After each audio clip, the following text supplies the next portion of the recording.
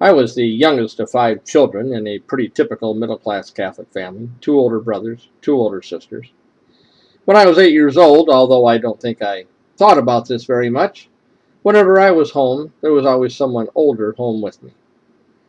That all changed on that fateful Saturday with the older kids gone, and for some reason my mom had the car.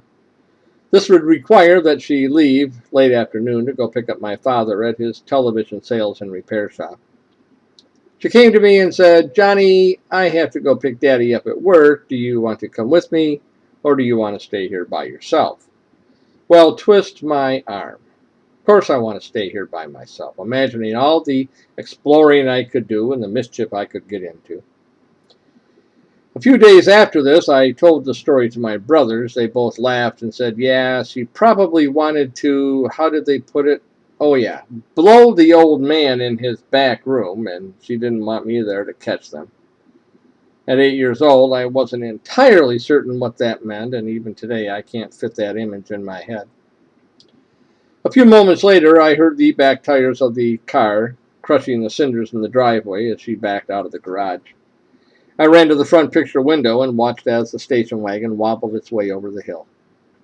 I rifled through a few choice drawers. I didn't find anything to get into. I then began to remember my brothers telling me the very intricate process of stealing bourbon out of the old man's bottle. And when you drank some of this stuff, you went and laid on your bed and the room kind of spun around. It's kind of like a magical carousel ride. Well, that sounded interesting, now didn't it? It's a very long, involved process. You have to go to the cabinet, open it up, and see which way the label is oriented. The old man mixes that up to make sure nobody's touching his bottle.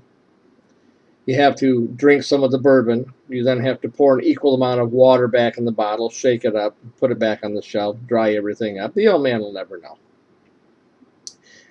Now, I don't know how long it takes to drive to the television store and back, but I will shortly realize that I have spent entirely too much time thinking about this process before launching my plan into action.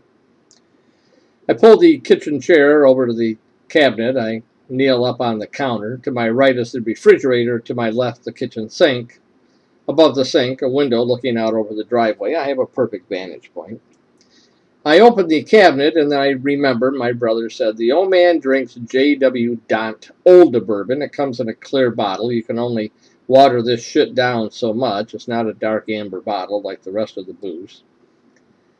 I take the bottle down, I pour a shot of it, and I drink it, and ladies and gentlemen, I think I am going to die. I have never put such vile shit in my mouth in my lifetime. This is worse than spinach.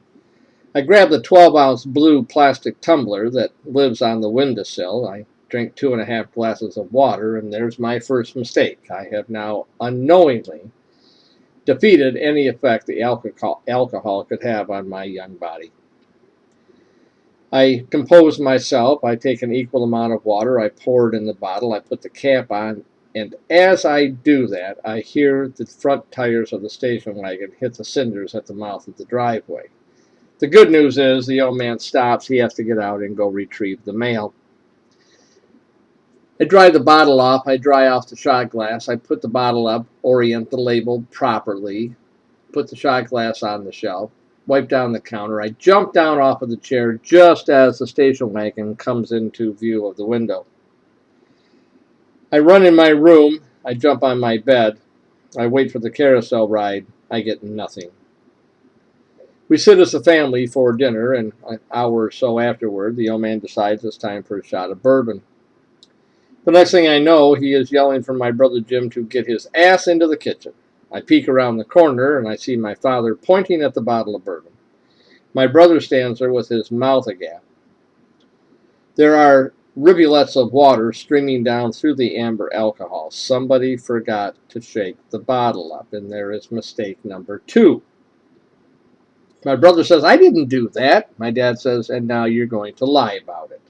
He takes his belt off, and he whips his ass right in the middle of the kitchen. When it's over, my brother comes into our room, and he says, "Just wait until after school. On Monday, I'm going to take you out in the woods and beat your ass." Well, I didn't sleep much that weekend. True to his word, we got off bus number 2 on Monday afternoon. We changed our clothes, and he'd drive me out in the woods and beat my ass. My brother Tom came home, saw me crying. Why you crying? Jimmy beat my ass. So Tommy beats Jimmy's ass. The old man comes home, sees Jimmy crying. Why you crying? Tommy beat my ass. So the old man beats Tommy's ass. Now the cycle is complete. I lay in bed that night and I realized that I've learned two very important lessons from all this. One, bourbon is not something I want to put back in my mouth anytime soon. And B, the next time I am left home alone, I'm going to steal some of the old man's bourbon. This time, I'm going to remember to shake the bottle up, and I don't care how bad it burns. I am not going to drink any water. I want that carousel ride.